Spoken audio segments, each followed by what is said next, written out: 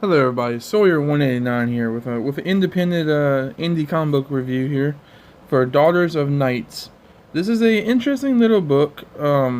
It's as far as I can tell, it's by a one-man team, and it is essentially a horror medieval story about a girl that's accused of being a witch. She's being on trial, being transported to the church or the kingdom or wherever to get prosecuted to see if she's a witch or not.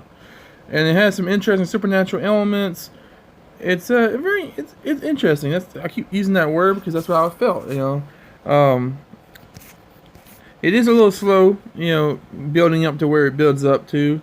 The first half of the book can feel a little slow, but once you get to like the back half of the issue, it really starts to pick up.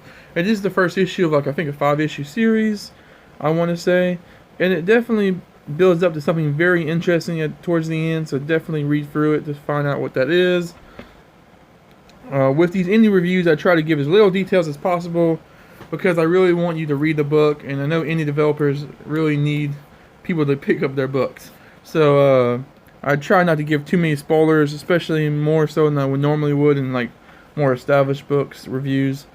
But yeah, the artwork is very.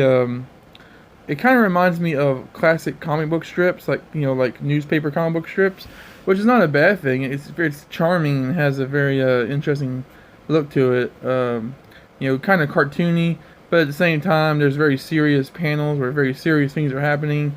So it's definitely not comical for the most part. And yeah, I liked it. It's definitely something you should try out, and the book itself is very cheap. I mean, you can buy this right now for $2 on the website. I think it's called Comic Central or something like that.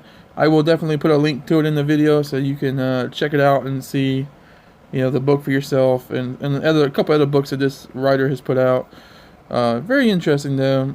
I like the cover. The cover's got that great little like blood spit, kind of look to it with the tree. I like it.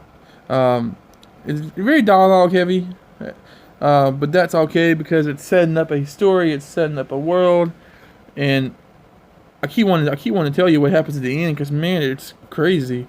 I love the way the visuals take a totally different turn towards the end of the book, and you just have a whole different tone of what's going on. But yes, that is my review for Daughters of Knights. Definitely give it a check out. Definitely support your indie comic book developers and creators, and see you guys later.